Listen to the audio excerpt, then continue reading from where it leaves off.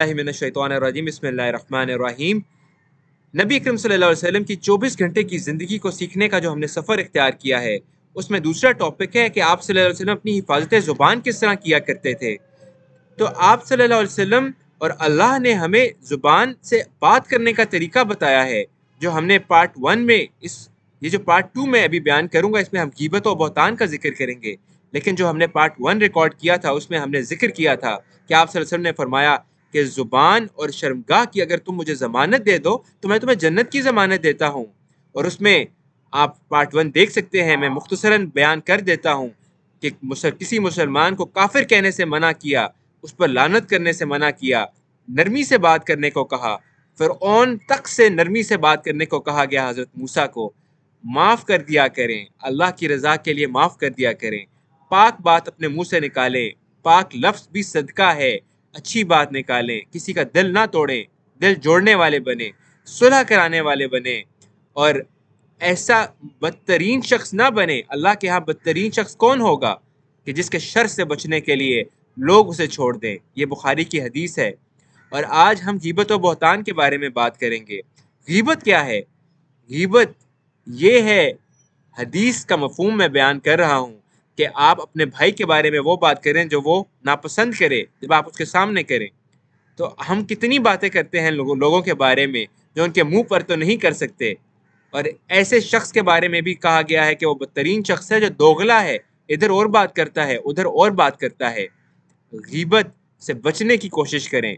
हमने आम बना लिया है इस चीज़ को, ये अल्लाह के यहाँ नहायत नापसंदीदा है। तो एक शख्स ने पूछा कि या रसूलुल्लाह सल्लल्लाहु अलैहि वसल्लम, उस शख्स में वो चीज़ें मौजूद हों फिर भी मैं कहूँ तो क्या ये फिर भी गीबत है? तो आप सल्लल्लाहु अलैहि वसल्लम ने फरमाया यही तो गीबत है। अगर तो उसके अंदर मौजूद है तो फिर यही तो गीबत है, अगर नहीं मौजूद तो फिर ये तो बहतान है, और वो उससे भी बड़ा गुनाह है। मैं आज आपको कुछ आयात का तर्जुमा पढ़ के बताऊंगा, कुरान की आयत का तर्जुमा बहतान के बारे में, गीबत के बारे में, ताकि आपको अंदाज़ा हो कि ये किस कदर सख्त चीज़ें हैं। सूरह अल हुजरात में आयत नंबर 12 का मफहूम है, ये बदगुमानी के बारे में है।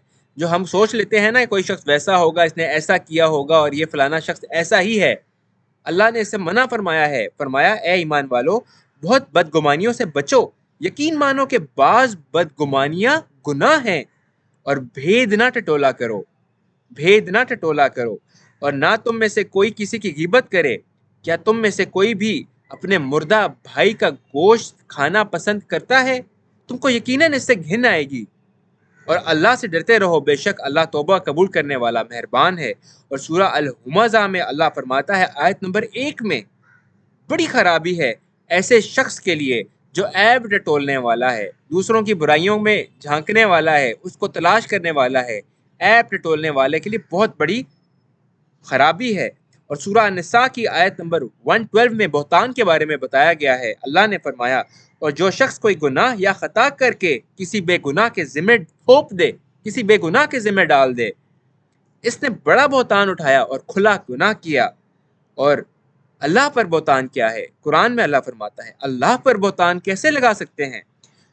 अल्लाह फरमाता है, और इससे ज्यादा बेइंसाफ कौन होगा जो अल्लाह ताला पर झूठा बहतान बांधे या अल्लाह की आयत को झूठा बतलाए। यानी अल्लाह की आयत का इनकार करना, उसको झूठा बतलाना, ये अल्लाह पर बहतान है। ऐसे बेइंसाफों को कामयाबी ना होगी। और अल्लाह पर बहतान की एक और कैफियत बयान की गई है सूरह अल हूद में आयत नंबर 50 में, और कौम आद की तरफ से इनके भाई हूद को हमने भेजा, इसने कहा मेरी कौम वालों, अल्लाह ही की इबादत करो, अल्लाह ही की इबादत करो, इसके सिवा तुम्हारा कोई माबूद नहीं, तुम तो सिर्फ बहतान बांध रहे हो। यानी अल्लाह के सिवा किसी को भी इबादत के लायक समझना, पीरों को, फकीरों को, कब्रों को, आप ये जो बुत हैं इनको तो छोड़ें ना, आप खुदा के बेटों को तो छोड़ें जो दूसरे रिलीजन्स में हैं, अपने ईमान के बारे में फिक्र करें। अल्लाह के अलावा किसी और से मांगना, उसकी बंदगी करना, उसकी इबादत करना, ये बहतान अल्लाह पर बहतान के बराबर है। इसके बाद सूरह अल-नहल की आयत नंबर 116 में अल्लाह फरमाता है, किसी चीज़ को अपनी ज़ुबान से झूठ मूठ ना कह दिया करो कि ये हलाल है और ये हराम, यानी पता ही नहीं है कि ये हलाल है या हराम है, एवं अपनी तरफ से बात कर दी। ये तो बहतान बाजी है, अल्लाह ने बात ही नहीं की है। اور آپ اپنی طرف سے بات کر رہے ہیں کہ اللہ نے یہ کہا ہے۔ اللہ پر جھوٹا بہتان اس کو کہا گیا ہے کہ اپنی طرف سے کسی چیز کو حلال و حرام کر دینا، کہ اللہ پر جھوٹا بہتان باندھ لو، سمجھ لو کہ اللہ تعالیٰ پر بہتان بازی کرنے والا کامیابی سے محروم ہی رہتا ہے۔ اور سورہ النور میں بہتان پر مومن کا رد عمل کیا ہونا چاہیے، کسی پر بہتان لگایا گیا ہے تو ایک مسلمان کو کیا کرنا چاہیے؟ اسے سنتے ہی اللہ فرماتا ہے، سورہ نور 12 اور 13 آیت نمبر، اسے سنتے ہی مومن مردوں عورتوں نے اپنے حق میں نیک گمانی کیوں نہ کی، یعنی کسی پر بہتان سنا اور اس پر یقین کر لیا، تو وہ اللہ فرماتا ہے اس مومن مردوں اور عورتوں نے اس کے حق میں نیک گمانی کیوں نہ کی، اور کیوں نہ کہہ دیا کہ یہ تو کھلم کھلا سری بہتان ہے، وہ اس پر 4 گواہ کیوں نہ لایا، اور جب گواہ نہیں لائے تو یہ بہتان باز لوگ یقیناً اللہ کے نزدیک محض جھوٹے ہیں، یعنی کسی نے کسی پر بہتان لگایا اور وہ 4 گواہ نہیں لا سکا تو وہ اللہ کے نزدیک جھوٹا ہے۔ اور سورہ آل عمران میں اللہ فرماتا ہے ایذا دینے کے بارے میں مومنوں کو، اور جو لوگ مومن مردوں اور عورتوں کو ایذا دیں بغیر کسی جرم کے جو ان سے سرزد ہوا ہو، وہ بہتان اور صریح گناہ کا بوجھ اٹھاتے ہیں۔ اور صحیح بخاری کی حدیث ہے، بہتان کے بارے میں آپ صلی اللہ علیہ وسلم نے کیا فرمایا؟ رسول اللہ صلی اللہ علیہ وسلم نے فرمایا سب سے بڑا بہتان یہ ہے اور سخت جھوٹ بات یہ ہے کہ آدمی اپنے باپ کے سوا کسی اور کو باپ کہے۔ پھر آگے فرمایا اسی بات کی ایکسٹینشن میں دوسری بات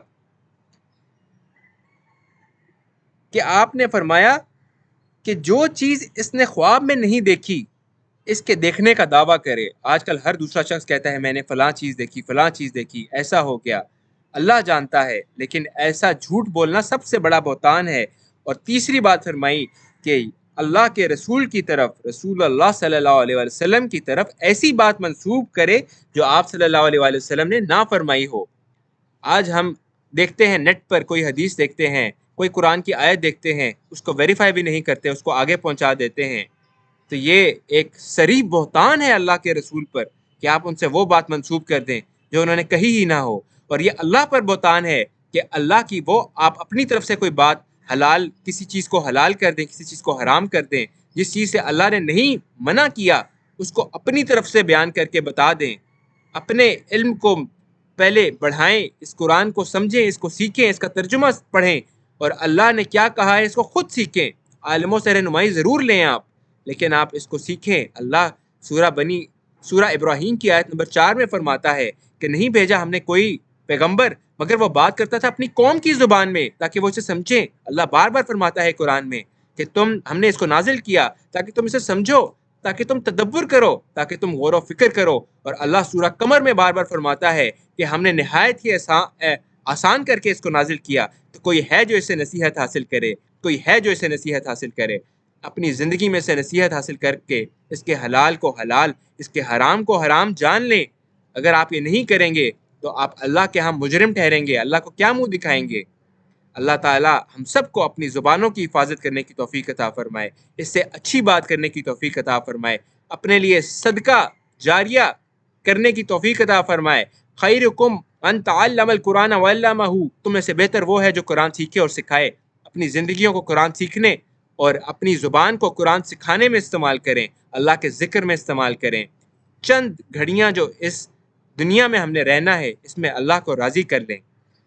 اس پر میں اختتام کروں گا اور آپ سے درخواست ہے کہ نبی صلی اللہ علیہ وسلم کی 24 گھنٹے کی زندگی کو سیکھنے کا جو سفر ہم نے اختیار کیا ہے اس کو آپ بھی ضرور سیکھیں۔ ہم ہر ویک ایک ویڈیو، اس میں اللہ کے رسول کی سنت جو آپ صلی اللہ علیہ وسلم کی 24 گھنٹے کی سنت ہے اس کو ہم بیان کیا کریں گے۔ اس کو آپ آگے پھیلائیں، اس ویڈیو کے ذریعے، اپنی زبان کے ذریعے آپ اس کو سیکھیں اور آگے پہنچائیں تاکہ آپ کے لیے بھی صدقہ جاریہ بنے اور آپ کے لیے بھی یہ پاک لفظ صدقہ بنے، آپ کی نجات کا باعث بنے۔ السلام علیکم۔